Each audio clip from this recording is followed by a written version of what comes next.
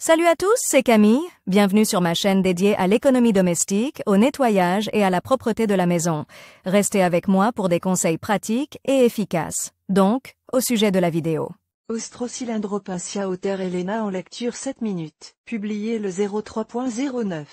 2020. L'Austrocylindropincia, qui habite les régions montagneuses et semi-désertiques d'Amérique du Sud, appartient à la famille des cactus. Ce n'est pas la plus grande, mais la plante à croissance rapide produit de nombreuses pousses latérales qui forment des familles qui se développent en grandes colonies. Un parent de l'Opincia est durable et irremplaçable dans la conception des jardins. Caractéristiques de la plante. Le nom est très compliqué et, peut-être, effrayant. En ce qui concerne le nombre de variétés d'Opincia corallien, les données sont quelque peu contradictoires. Les sources populaires dénombrent environ 11 à 20 espèces. Une caractéristique distinctive de la famille est un tronc mou avec une formation intensive d'excroissance, sur lesquelles poussent des folioles. Lorsqu'elles tombent, elles sont remplacées par des épines. Les fleurs sont jaunes, oranges, rouges. Elles apparaissent sur les parties supérieures de la tige. L'invité du Pérou doit être manipulé avec précaution pour ne pas se blesser les mains avec les épines piquantes. Il existe des spécimens qui en sont dépourvus. Soins à la maison.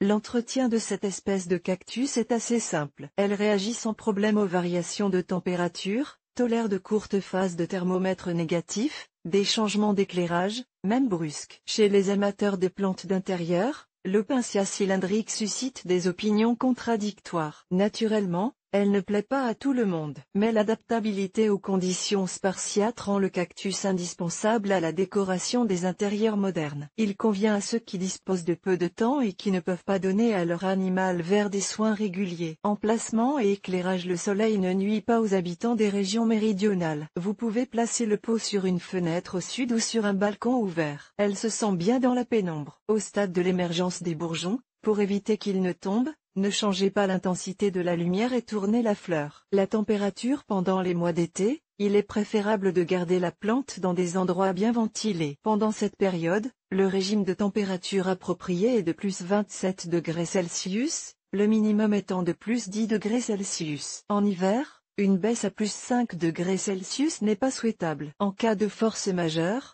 l'Austrocylindropincia pourra supporter un gel de courte durée de 3 degrés Celsius. Mais en fin de compte, un gel excessif aura un effet négatif sur la croissance. L'arrosage. Avant le prochain arrosage, la couche supérieure du sol doit se dessécher de quelques centimètres. En hiver, si la pièce est fraîche, réduisez au minimum l'apport d'humidité vitale. Humidité de l'air. Il n'y a pas d'exigence particulière en la matière. Le microclimat de l'appartement est assez confortable et favorise la pleine croissance. Humidifier. L'air autour de la fleur ne doit pas être humide. Terre. On utilise généralement de la terre pour les plantes grasses. Si vous le souhaitez, vous pouvez préparer vous-même un mélange de terre. Choisissez les ingrédients dans les proportions suivantes: 30% de sable de rivière lavé ou de perlite, 20% de la terre feuillue, peut-être de l'humus, 20% de gazon, 20% de tourbe, 10% de miettes de briques. Engrais et fertilisants. Les engrais universels ne conviennent pas à cette plante. Il est acceptable d'utiliser des engrais standards pour les cactus de mai à septembre,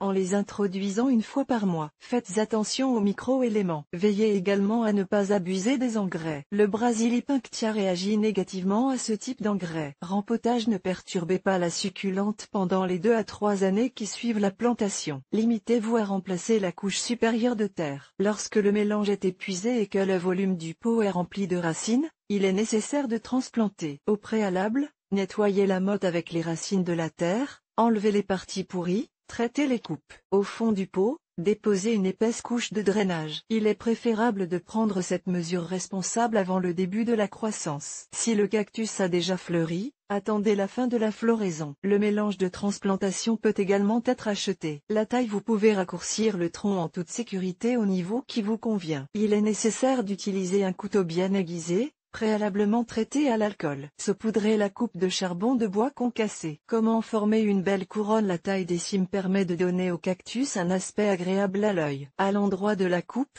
des pousses commencent à pousser, qui peuvent également être coupées ou arrachées, ce qui permet de réguler la croissance des nouvelles pousses. Dès leur apparition, le pot doit être tourné vers la lumière pour un développement homogène. Peu à peu, vous pouvez former un buisson sphérique ou de n'importe quelle forme fantaisiste. La floraison.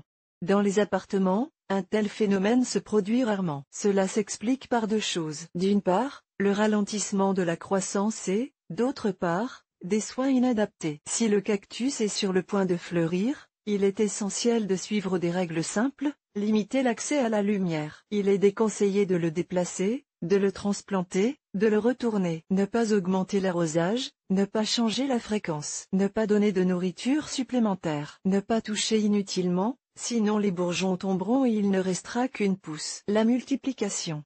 Deux types de multiplication sont utilisés.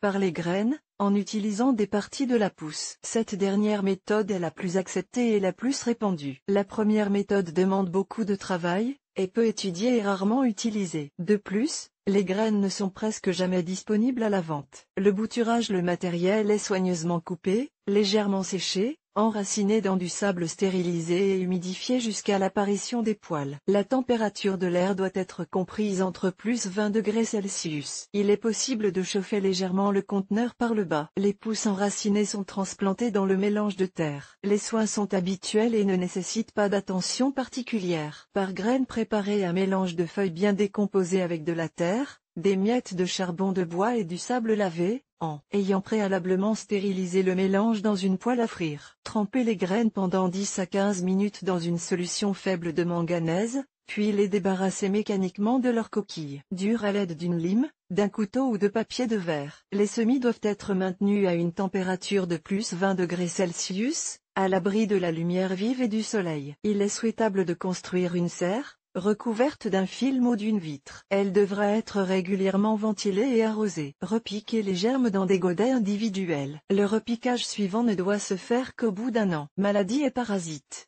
La plante est résistante aux parasites. Les problèmes sont assez rares. En principe, le cactus corail souffre lorsque les règles d'entretien ne sont pas respectées. Pourriture. Apparaît à des températures basses ou dans un sol trop humide.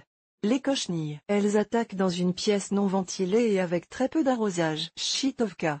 Ne détourne pas non plus son attention de cette espèce. Pour lutter contre les parasites, on utilise des moyens chimiques, actéliques, phytovérim, néoron. Dans la maison, vous pouvez utiliser de la paraffine, de l'alcool éthylique, une solution de tabac, une infusion d'ail ou du savon à lessive. Erreur de soin. Toute modification de l'état extérieur de l'Ostrocylindropincia doit alerter. Une intervention urgente sera nécessaire si vous constatez allongement de la tige, causé par des températures élevées en hiver et une insolation insuffisante en été. Pourriture à la base du tronc, indique un excès d'humidité dans le sol ou un manque d'engrais. Arrêt de la croissance. Pas assez d'humidité en été ou trop en hiver. Taches de liège. Apparaissent sous l'influence de parasites ou de dommages mécaniques. Remarque folklorique.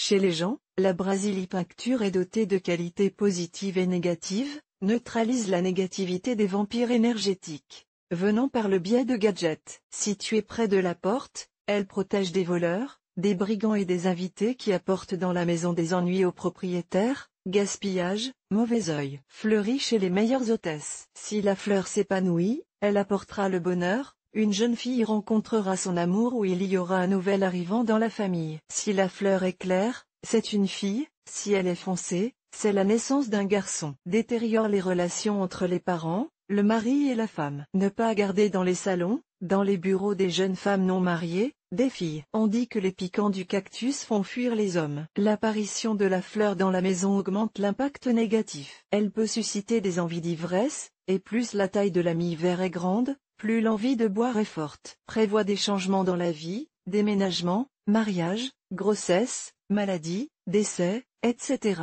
Les aiguilles émiettées, il y a des envieux. Mais quelle que soit l'interprétation des présages, les propriétaires de cactus n'y prêtent généralement pas attention et cultivent volontiers, appréciant la beauté d'une plante inhabituelle. Propriété médicinale.